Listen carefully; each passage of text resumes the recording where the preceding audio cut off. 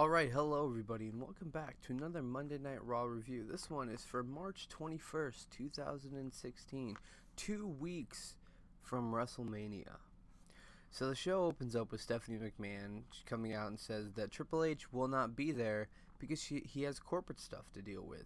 Because he's a corporate guy, he's got things to do, he's got shit to take care of, and he doesn't got time to worry about Roman Reigns. Roman Reigns then comes out and Stephanie doesn't like it. She starts yelling, and Roman then rips the mic from her hand and says that Triple H isn't going to be there because he knows that he would beat Triple H's ass up and down the streets. And then Stephanie doesn't like that. She just doesn't like it. She tries to slap Roman. Roman grabs her arm and says, "Bitch, I'm the authority now." Well, he doesn't say bitch, but still. He's like, "I am the authority," and then leaves. That was it. It was okay, I guess. It wasn't boring-ish. It wasn't long. AJ Styles versus Kevin Owens. Technically, this is the third time they fought under WWE, but they're saying it's the second because it's the second time on TV. They fought on SmackDown. Jericho interrupted that match. It started off with a lot of grappling, and then Owens make their way outside, and Owens throws AJ into the barricade. AJ hits a head scissor kick into an enziguri, and then he starts to take over from there. He slams Owens. 1, 2. Owens kicks out. AJ goes for a Pele kick. Owens moves and slams AJ. 1, 2. AJ kicks out. AJ hits a fireman carry, which is just, I guess, an AA. And he gets a 2 count as well. AJ goes for a Hurricane Rana off the top rope. Owens reverses, knocks him off. Well, he doesn't reverse it. He just kind of stands there. He no-sells it, and it just stays on the top rope. And then hits a frog splash. 1, 2. AJ kicks out. AJ reverses a pop-up powerbomb, and then they just start beating the shit out of each other, trading punches. Owens super kicks AJ, and as AJ's falling, he fucking turns into a Pele kick, the coolest thing I've seen so far this year on WWE. Styles reverses a superplex and turns it into a slam of his own. 1, 2. Owens kicks out. Styles reverses another slam off the top rope into a powerbomb. 1, 2. Owens comes out.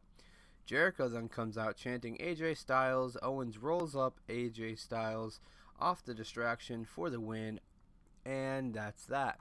AJ chases Jericho up the ramp, and Owen grabs the mic, and he's like, so far, we're 2 weeks away from WrestleMania, 2 weeks away from KO Mania, and nobody is worthy enough to take my championship from me, or at least try. And then Dolph Ziggler comes out and says that he is going to take the title, and there's nothing he can do about it. The Miz then comes out and says that he deserves the match more than Dolph Ziggler does because The Miz has main evented WrestleMania, which is true. He has main evented WrestleMania. Sami Zayn then comes out and says that he wants Owens at WrestleMania for the belt because he's been waiting so long to get his hands on him.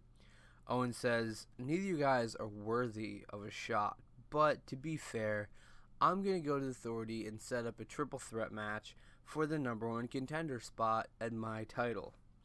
And then there was a video promo of Dean Ambrose at a bar, and Terry Funk shows up, and Terry Funk, he gives him a chainsaw, and it's like, you know whose chainsaw this is? This is Dean Ambrose's. And then Dean Ambrose cuts up a table. It's kind of like last week how Mick Foley gave him Barbie, the barbed wire bat. This week, Terry Funk gave him a chainsaw, and Dean cut up a table. I guess that's cool. I doubt he uses the chainsaw in the street fight. Big E versus Rusev. I honestly do not care about the New Day versus the League of Nations. I love the New Day. Love the New Day. Hate the League of Nations. And I don't care about this feud. I don't care that they have a match at WrestleMania. I hope it's not for the titles, and if it is for the titles, the New Day better win. I'm pretty sure it's all 7 men too, like 3-on-4 at Mania. So that's a thing. Big E starts off dominating, which you should expect. Rusev then takes over. During a commercial, Big E hits 3 body to booty suplexes. It was just 3 body to body suplexes, but apparently he calls them body to booty. Rusev kicks Big E right in the face. He gets a 2 count. Big E hits a splash. He gets a 2 count. And off a distraction, Kofi Kingston kicks Rusev in the face. Big E hits the big ending for the win. Okay. I expected Big E to win. I don't expect Rusev or the rest of League of Nations to win at WrestleMania either. This next part sucked. Big Show comes out and he's like, yeah, I say I'm the greatest giant, but that's just for my ego. The real greatest giant in all of wrestling is Andre Giant, which is true. He is. And he starts talking about the Andre Giant Battle Royal. He's like, I'm going to become the first 2-time Battle Royal, Andre Giant Battle Royal winner. The Social Outcasts come out and say that no, they're all 4 in it, and they're all 4 going to win it. And then they start beating the shit out of him. Okay, that's cool, I guess. And then Kane comes out. And Kane is like, no, don't stop. You're hurting the Big Show. Just stop. And he clears the ring. Big Show gives Kane a hug, and he's like, Kane, you're the best. And then he looks at the crowd. He's like, Kane's a great guy. And then he gets up on the turnbuckle, puts his fist up in the air. Kane goes over to Big Show, pats him on the back. He's like, what the fuck are you doing, kid? And chokeslams him off the top rope. So I think Kane might win the Andre Giant Battle Royal. I don't know. He's in it. There's 6 people in that one segment alone. All 6 of them are in it. You got Social Outcasts. You got Big Show and Kane. This match happened. They had a lot of weird matches. Like the AJ Styles Kevin Owens match was was sponsored by Skylanders Superchargers for some reason. And then this match was a WrestleMania Rewind match, which, I mean, it's okay that it happened. I just don't know why it happened. It was Chris Jericho versus Fandango. Fandango didn't do that bad during the match. While Fandango's kicking Jericho's ass, AJ Styles comes out chanting Y2 Jackass, which is pretty cool. I liked it. Fandango then goes for a roll-up, which Jericho's like, fuck you, I'm not stupid. He hits a code breaker. Jericho wins. AJ rushes the ring. Jericho leaves the ring. And AJ challenges Jericho for a match at Mania, which no announcement was made. Now this match was confusing until the ending happened. It was the Intercontinental Championship #1 contenders match. Kevin Owens comes out and he's like, Lillian, I got this. You don't need to do introductions today. I got this. And he's like, first, the biggest star on WWE history. He's such a big star. He's even got star in his name. Stardust. And Stardust then comes out. And he's like, this next person is one of the best people wrestlers. Fought all across the world. One of the best to ever wear a mask. Sin Cara. And then lastly, he says, this person has been with the company for so long and deserves so much more than what he is getting treated at the moment. Zack Ryder. So, apparently, well, he did go to the Authority to get the triple threat match, but he never said who was in it. So the triple threat for the #1 contenders match became Stardust, Sin Cara, and Zack Ryder. The match wasn't the greatest. Technically Zack Ryder won. Technically. Sami Zayn, The Miz, and Dolph Ziggler all come out and they surround Kevin Owens, who is at commentary. Even though this was a triple threat match, Zack Ryder wins by DQ. Even though it's a triple threat match and there's no DQ in triple threat matches, Zack Ryder wins by DQ. For some reason. And then there's all uproar. They all attack Kevin Owens. And then Stephanie announces a 7-man ladder match for the Intercontinental Championship of WrestleMania. So the exact same thing we saw last year is going to happen this year, except this time, Zack Ryder's in it. That's pretty cool. So is Sin Cara. This match would not be happening if there wasn't 37 people out with injuries, which kind of sucks, but oh well. Zack Ryder's on a WrestleMania match. That's amazing. Triple H then shows up, even though he's not supposed to be there. Stephanie called him to come pick her up because she was afraid of Roman Reigns or something like that. He shows up to pick her up. Roman Reigns just happens to be on the other side of the door where they're leaving, and he just starts beating the shit out of Triple H. Triple H eventually gets back in the car, and the car leaves. It's okay, I guess. Natalia versus Charlotte. They were calling it a roadblock rematch. That's what they were labeling it as. Match wasn't the greatest. Natalia takes over early, and then Charlotte starts to chop her, and she gets some stomps in. Natalia hits a powerbomb, a really nice powerbomb. 1, 2, Charlotte kicks out. She puts a sharpshooter on Charlotte, but a rope break ruins that. Charlotte then hits a natural selection for the win, and Becky Lynch and Sasha kind of stare at her, and they have a moment. Bubba Ray Dudley versus R-Truth. Bubba wins. Don't even know how. Wasn't that long.